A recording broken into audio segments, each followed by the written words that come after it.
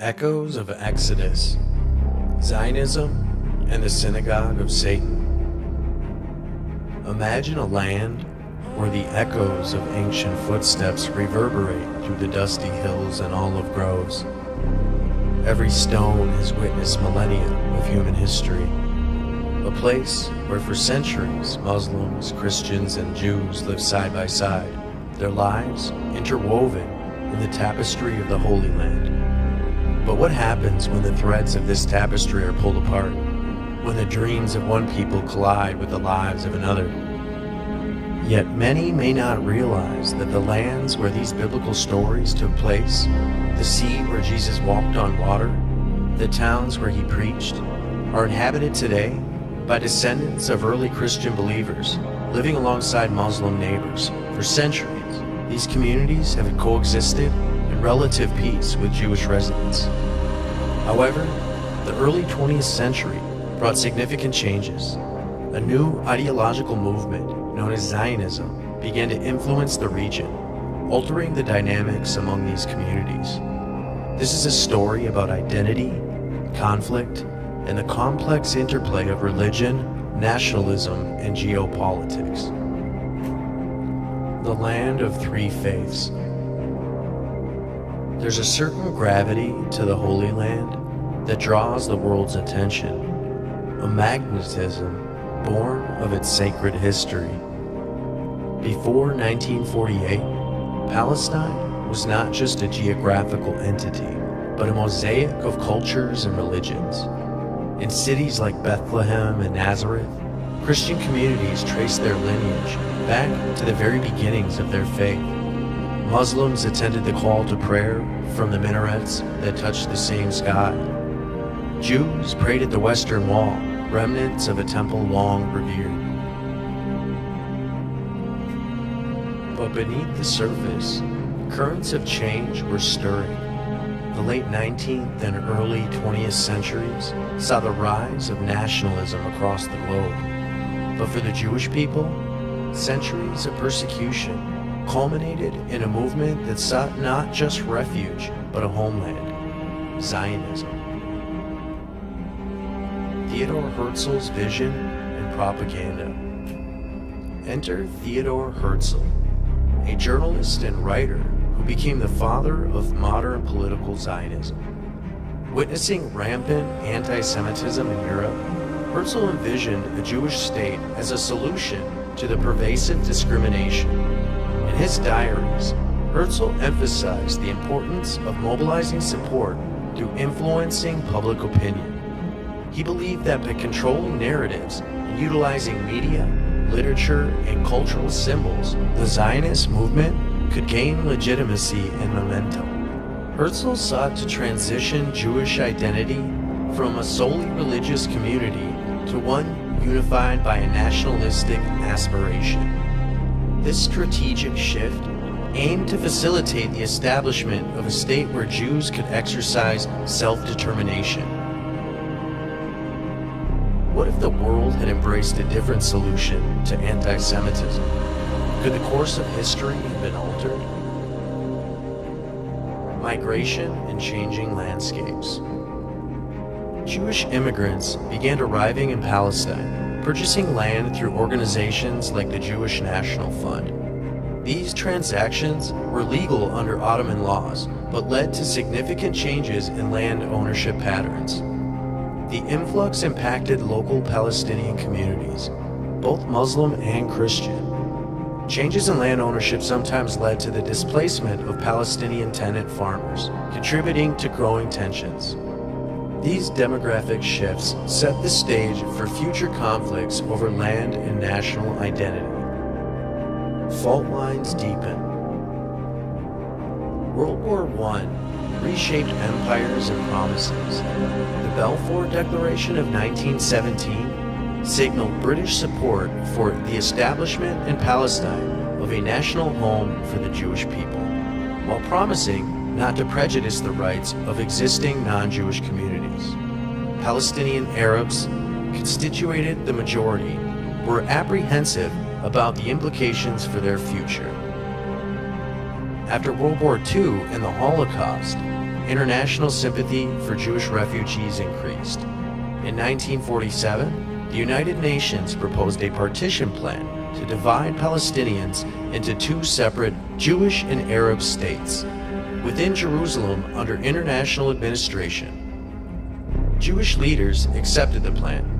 Arab leaders in the Palestinian Arab community rejected it, viewing it as unfair given that Jews constituted a minority of the population and owned a smaller percentage of the land. Was there ever a chance for a different outcome? If dialogue had triumphed over discord, could the impending catastrophe have been averted? Birth and Nakba.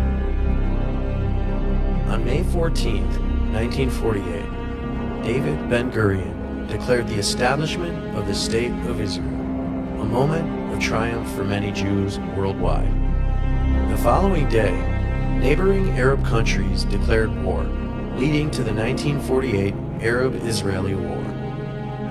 For Palestinians, this period is known as the Nakba, or catastrophe. Approximately 700,000 Palestinians, Muslims and Christians alike, were displaced from their homes. Between 400 and 600 villages were depopulated and destroyed. Towns and villages such as Deir Yassin, Lida, and Ramleh experienced significant upheaval, forever altering the cultural and religious landscape. What does it mean to lose not just your home, but your history? How does a people rebuild when the very earth beneath them is taken away? Once thriving communities in Bethlehem, Nazareth, and Jerusalem began to dwindle. From around 10% of the population pre-1948, Christians now constitute less than 2% in these regions. Economic hardship, restrictions of movement, and the constant shadow of conflict prompted many to emigrate in search of better opportunities and stability. Churches that once echoed with hymns stood silent or faced accessibility challenges due to the security measures. In the land where Christianity was born, its followers faced a modern-day exodus. Is the loss of these ancient communities a mere footnote or a profound cultural erosion? Settlements and dispossessions. After 1948, Israel implemented policies to secure its borders and accommodate Jewish immigrants. Settlement expansion occurred in areas that had been homes to the Palestinian communities.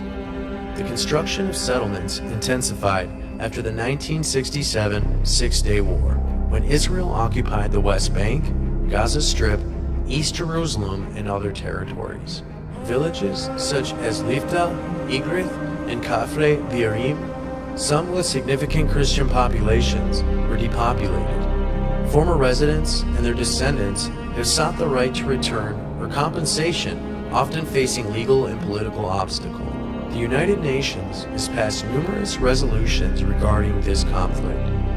Resolutions call for the withdrawal of Israeli forces from occupied territories and respect for the rights of refugees.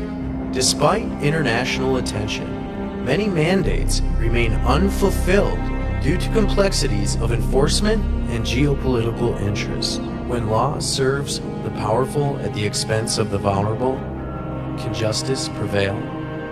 What recourse remains for those left voiceless? Lives in parallel. Two peoples now occupy the same land, but lived vastly different realities. Israeli citizens generally enjoyed freedom of movement and access to services. Palestinians in the West Bank and Gaza face restrictions on movement, access to resources, and economic opportunities. Checkpoints, the separation barrier, and permit systems affected daily life. For an Israeli citizen, traveling from Tel Aviv to Jerusalem is relatively straightforward. In contrast, a Palestinian Arab may face checkpoints, permits, and long delays, obstacles that often affect the access to education, employment, healthcare, and religious sites, basically making it impossible to schedule any consistency in their daily lives. Reports by human rights organizations have documented instances of unequal treatment Addressing these issues is essential for fostering coexistence and mutual respect. What steps are necessary to bridge such a divide? Shadows of conflict. In the latter stages of the 1948 Arab-Israeli War, military operations led to the bombing of Palestinian villages. Operations such as Operation Hiram resulted in civilian casualties and displacement. Both Muslim and Christian communities suffered during these operations, experiencing loss of homes, livelihoods, and community structures. Eyewitness accounts describe the hardships faced by those in bombed areas. International reactions varied, with some expressing concern over the humanitarian impact. How does a society heal from such wounds? Does the passage of time lessen the pain or deepen the longing for justice? The conflation of identity and ideology. Over time, the lines between Jewish religious identity and political Zionism have sometimes blurred. Critics argue that secular political Zionism has appropriated Jewish religious identity for nationalist purposes, raising theological and ethical questions. This conflation can lead to misunderstandings and tensions within and outside the Jewish community. It's important to distinguish between Judaism as a religion and Zionism as a political movement. Many Jewish individuals around the world do not accept Israel as their country, nor have anything to do with the policies or agendas of the Israeli government. Recognizing the diversity within Judaism is crucial in combating stereotypes and fostering understanding. Within Christianity and Islam, there are theological critiques regarding the conflation of religious identity within nationalist ideology. Some Christian perspectives emphasize spiritual unity over ethnic distinctions, suggesting that the division between Jews and Gentiles is abolished through Christ. Islamic eschatology speaks of figures like El-Dajjal, the deceiver, with some interpretations viewing current geopolitical events through this lens. The shared reverence for figures like Jesus in both Christianity and Islam highlights commonalities that contrast the differing interpretations in Jewish theology. It almost makes one wonder where the division ever started in the first place. And in this context, the only thing I can say is go ahead and Google 9/11 and dancing Jews and tell me what you find.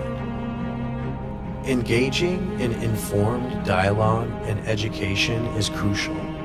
Recognizing shared values across faiths can help mitigate conflicts and foster understanding. Geopolitical risks in foreign aid. The complexities of the Israeli-Palestinian conflict have global implications. The involvement of international powers, regional tensions, and the substantial foreign aid provided to Israel, particularly by the United States, adds layers to an already intricate situation.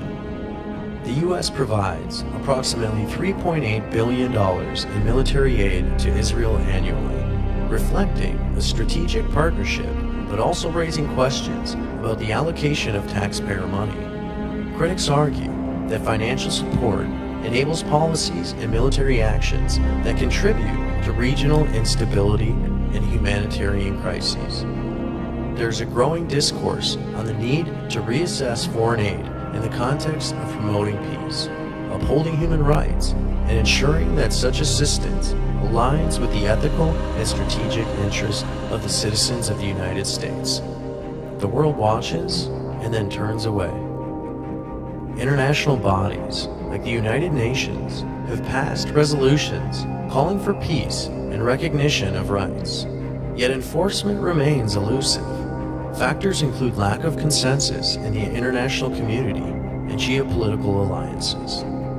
Media coverage of the Israeli-Palestinian conflict fluctuates. While significant events receive attention, ongoing issues may be underreported. Raising awareness of the humanitarian aspects is crucial for informed public discourse. If one takes a look at the statistics of the money being put into lobbying out of Israel into the United States and all over the world, I would like to know what those statistics are, because right now there seems to be a very unbalanced view that's portrayed in the medias and on the mainstream news. Are there no other perspectives that our journalists can go seem to find? Is there no longer two sides of the story from every conflict? When the global spotlight dims, who advocates for the forgotten? Is silence a form of complicity? The rise of Zionism and the establishment of Israel have profoundly affected Palestinian Christians and Muslims. Issues of land displacement, settlement expansion, and population displacement continue to impact these communities.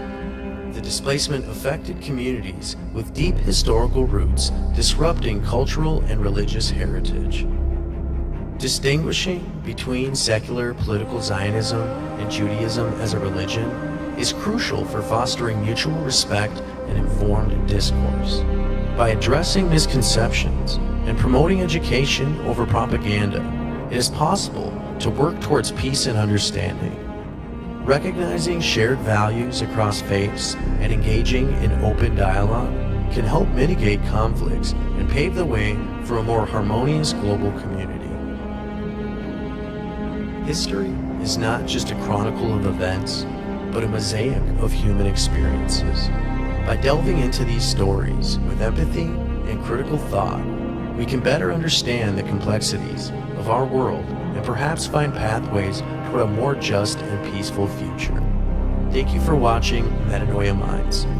This is a new channel, so please like, subscribe, and share. I appreciate the support. Keep shining.